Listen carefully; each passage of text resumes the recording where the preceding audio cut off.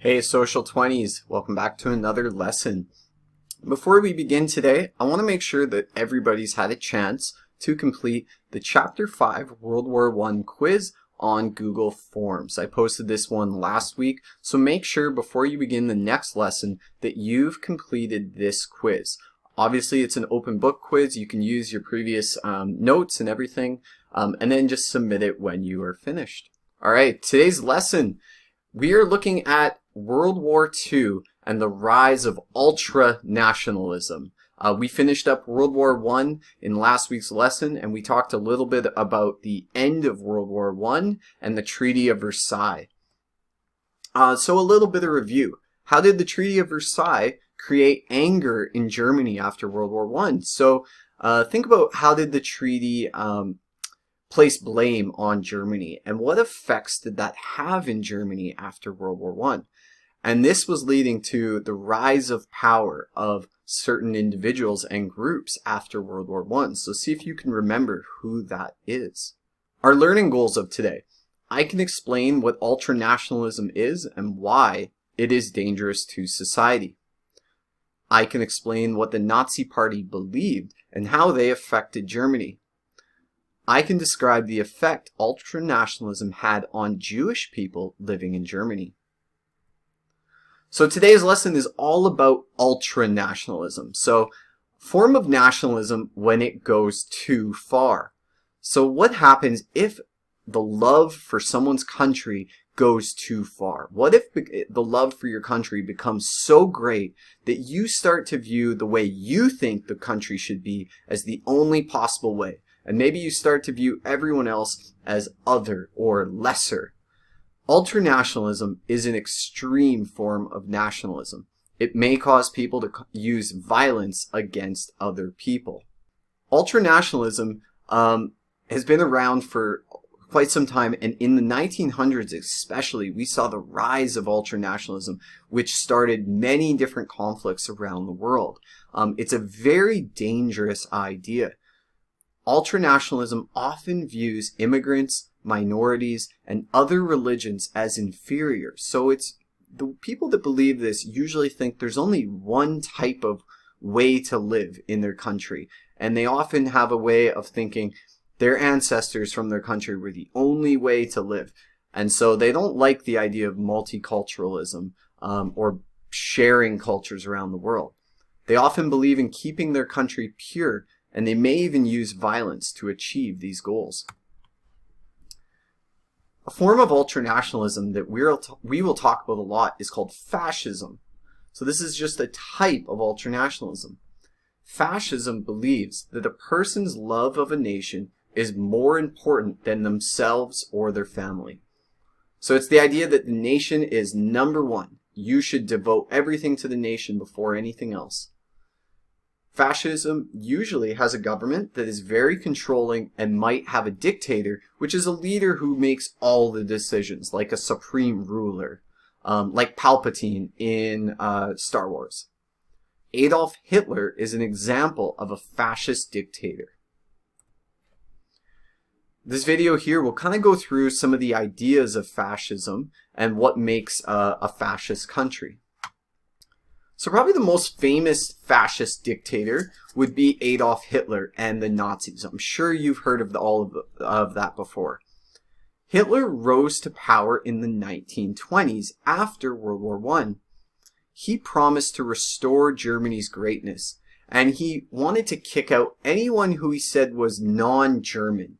People that were Jewish, black, Slavic, homosexuals, or even communists, people who just had different political beliefs than him. This video here goes over how did Hitler rise to power in Germany? Well, life in Germany was very different after World War I.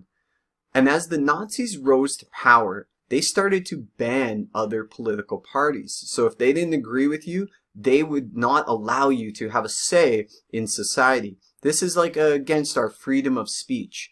The Nazis banned Jewish people and other ethnicities from owning businesses. You can see in the picture here, there were signs up throughout Germany in the 1930s which basically said no Jews allowed into this restaurant or no Jews allowed into this building.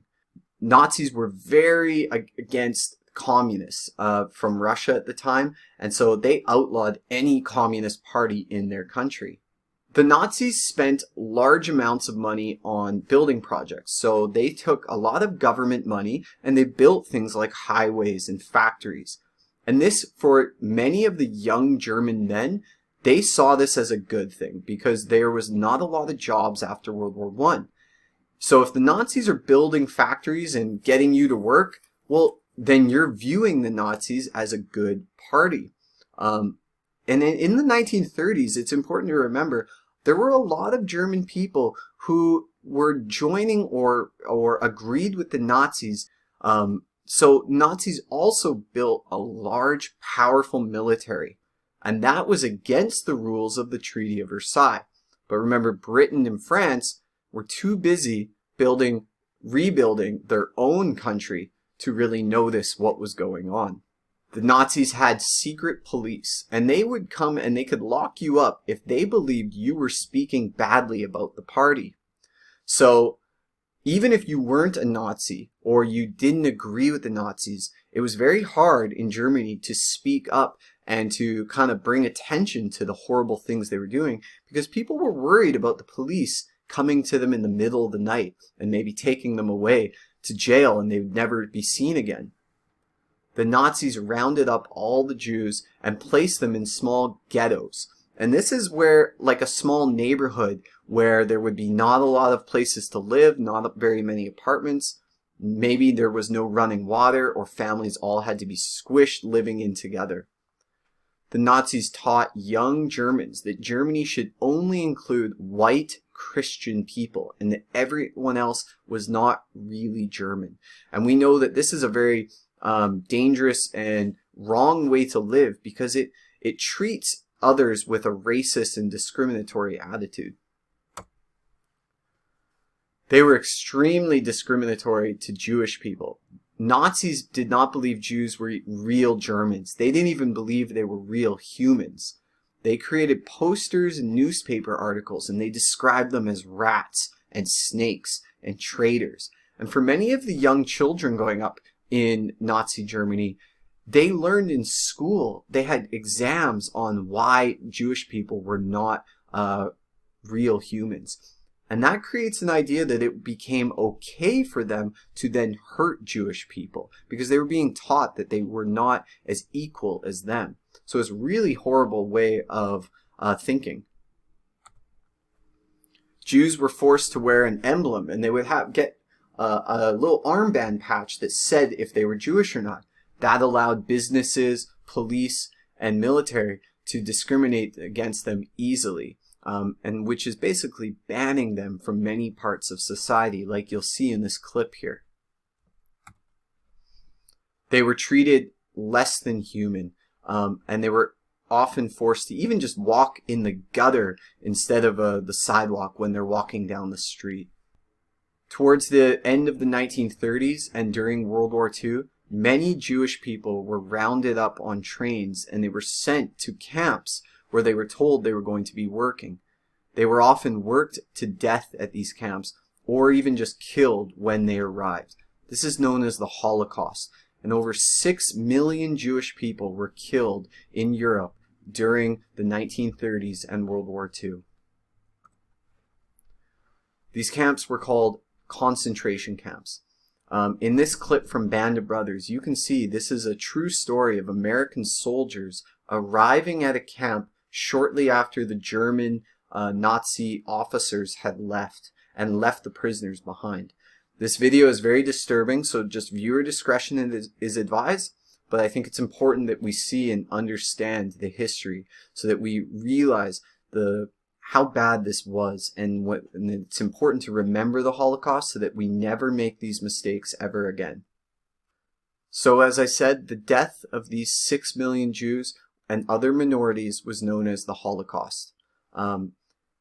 We want to teach you this because if you hear that people are discriminating against other people or treating people wrong, treating people badly because of the color of their skin or their beliefs or religion, We need you to understand of how dangerous that is. We are all humans and we all deserve to be treated with respect and equal. Your question asks you to find out some anti-Jewish laws in Nazi Germany. So I've given you a website here and it gives you different laws that Germany actually made against Jewish people. So I want you to look for examples of 3 different anti-Jewish laws that existed. So when does nationalism actually become ultranationalism? And in your opinion, when does nationalism go too far? There's nothing wrong with loving your country, or supporting your country, or waving a flag for your country, such as we do for Canada at the Olympics. But when does nationalism go too far? Think about what we've talked about so far today. There's still ultranationalists that exist in this world. You can see in the United States today, there are people protesting or marching with Confederate flags and Nazi flags who don't agree with immigrants or other religions. There are still Nazis that exist today in the world, believe it or not, who want the world to be white and Christian and to kick out other people who they do not trust or believe are as good as them. So once you've reviewed the slides, I've posted your lesson here. This is called Chapter 5, World War II Ultranationalism. So make sure to go through your questions. I've given you your slide numbers. Please answer in full sentences. Do not copy and paste. And make sure you're thinking about all of the information you could include. That does it for today's lessons, guys. Good luck with it. I know you can do a great job. And I look forward to talking with you at our next online meet. Take care.